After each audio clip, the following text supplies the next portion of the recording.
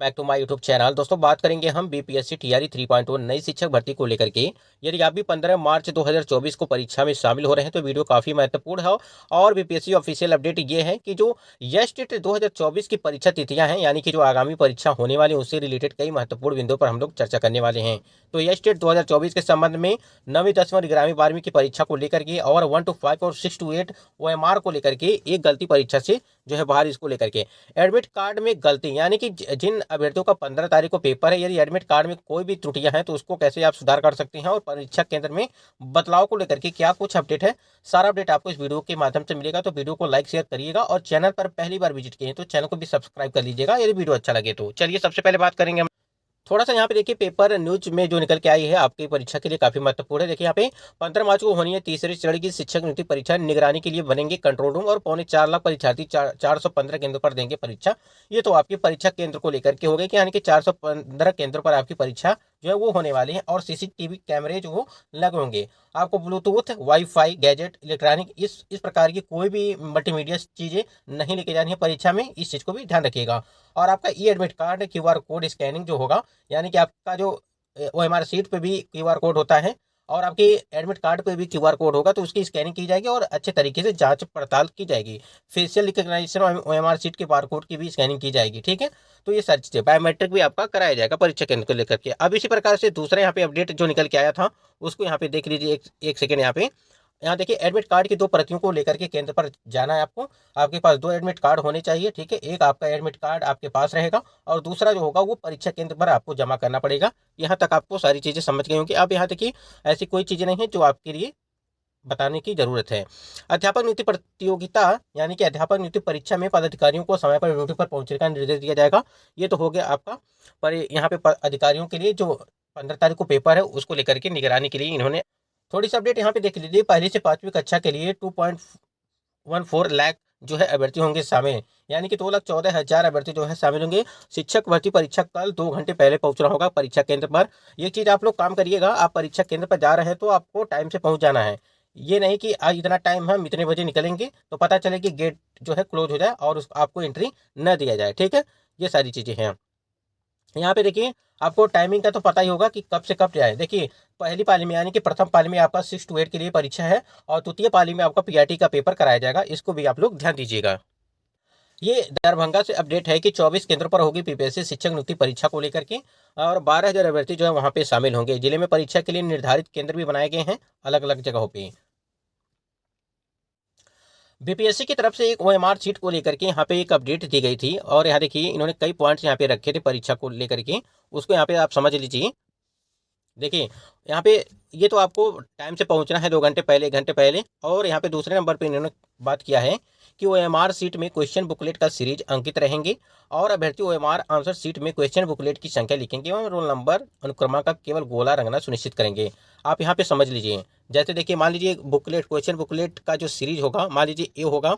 ठीक है, यहाँ समझिएगा A, B, C और D, इस प्रकार से आपको बुकलेट सीरीज अंकित रहता है और ओएमआर आंसर शीट में क्वेश्चन बुकलेट की संख्या लिखेंगे। ठीक है, क्वेश्चन बुकलेट की संख्या लिखेंगे और रोल नंबर अनुक्रमांक केवल गोला आपको भरना रहेगा। इस प्रकार से आप, तो इस चीज़ को हम आपको ओएमआर पे दिखा देते हैं कि आपको किस प्रकार से यहाँ पे करना है। देखिए बुकलेट सीरीज, यहाँ पे इन्होंने कहा कि क्वेश्चन बुकलेट की संख्या लिखेंगे। जैसे मान लीजिए ए हो गया, बी हो गया, सी हो गया, ठीक है, और ये डी हो गया।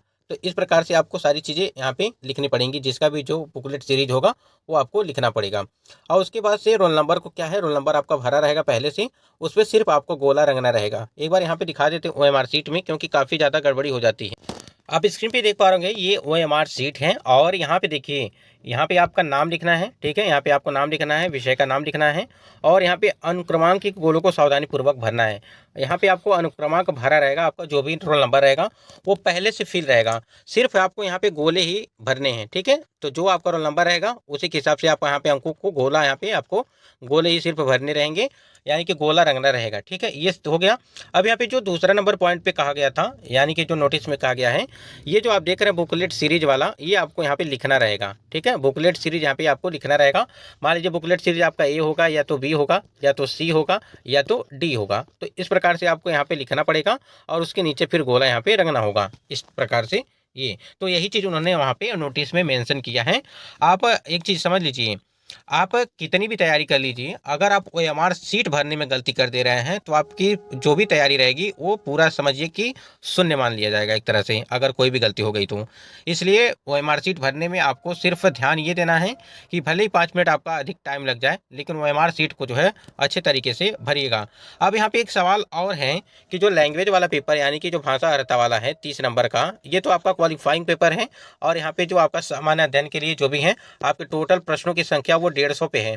ठीक है, तो यहाँ पे जब अतुल प्रसाद जी चेयरमैन थे तब उन्होंने कहा था कि जो ये 30 नंबर का इस बार पेपर होगा टीआरई 3.0 में, इसके जो प्रश्नों का जो लेवल होगा काफ़ी लो होगा, जिससे हर एक व्यक्ति जो है यहाँ पे क्वालिफाई कर लेगा। तो कहना सिर्फ इतना है कि इस वाले भाग में आप अपना जो है पूरा टाइम नहीं गंवाना है आपको। ठीक है, आपको सारा टाइम आपके जो भी सब्जेक्ट रहेगा, जो भी, ठीक है, इस 30 नंबर को हटा मतलब कि इस 30 नंबर पे ज़्यादा आपको फोकस नहीं करना है, ज़्यादा आपको फोकस करना है 120 नंबर पे, यहाँ पे 120 नंबर पे। ठीक है, तो आप उस चीज़ को ध्यान दीजिएगा, क्योंकि पिछली भर्ती में ये हुआ था, बहुत सारे कैंडिडेट यहाँ पे टाइम ज़्यादा लगा दिए थे और इसमें जो है टाइम कम लगाए थे, यानी कि सब्जेक्ट वाले में। तो यहाँ पे इन्होंने क्या किया था, बाद में इसको शून्य कर दिया था। तो इस वजह से आपको यहाँ पे पूरा टाइम यहाँ पे नहीं देना है, टाइम आपको जो है सब्जेक्ट वाले।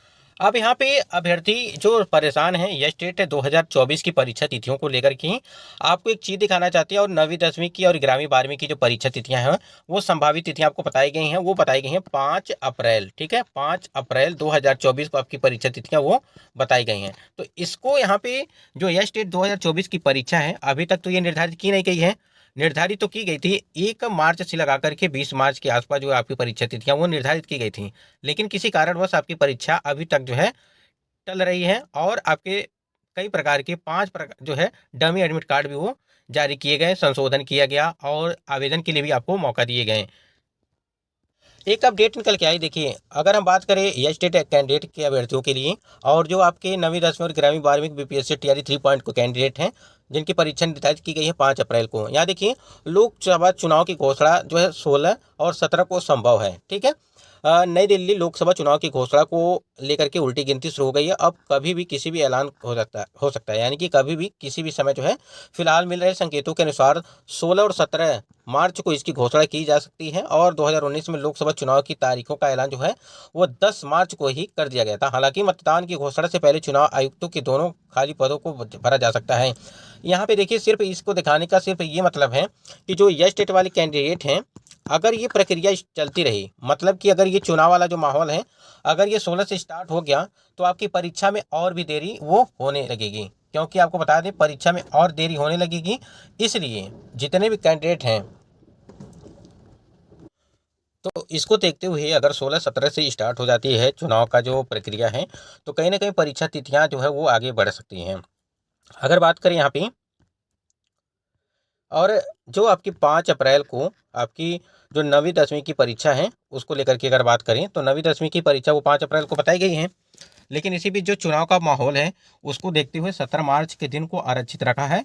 और साथ ही अपने शीर्ष अधिकारियों को शहर से बाहर नहीं जाने के लिए कहा है। चुनाव आयोग ने 2019 में भी लोकसभा चुनाव का ऐलान रविवार को ही किया था। जिस तरह से चुनावी हलचल बढ़ी है उससे यह साफ है कि लोकसभा चुनाव की घोषणा कभी भी हो सकती है। चुनाव आयोग पर अगले कुछ दिनों में लोकसभा चुनाव की घोषणा सहित चुनावी बांड से जुड़ी जानकारी सार्वजनिक करने को लेकर के दबाव जो है यहाँ पे है। इससे साफ है कि आयोग के लिए अगले कुछ व्यवस्थाओं से जो है भरे हुए होंगे रहेंगे। तो इस प्रकार से इसको इस चीज़ को देखते हुए कि जो आपकी चुनावी माहौल है, परीक्षाएं जो है वो आगे बढ़ सकती हैं।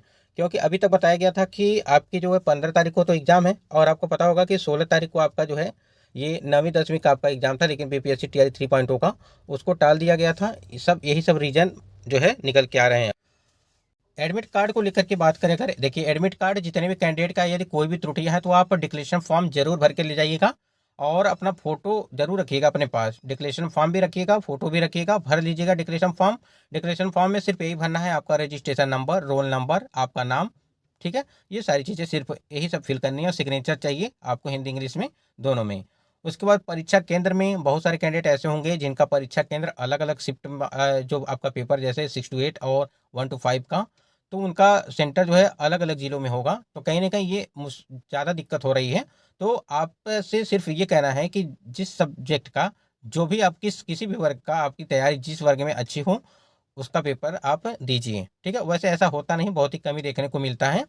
तो आपका जहाँ पे 6 to 8 का परीक्षा होगा, उसी विद्यालय में आपका जो है 1 to 5 यानी कि पीआरटी का भी पेपर होगा।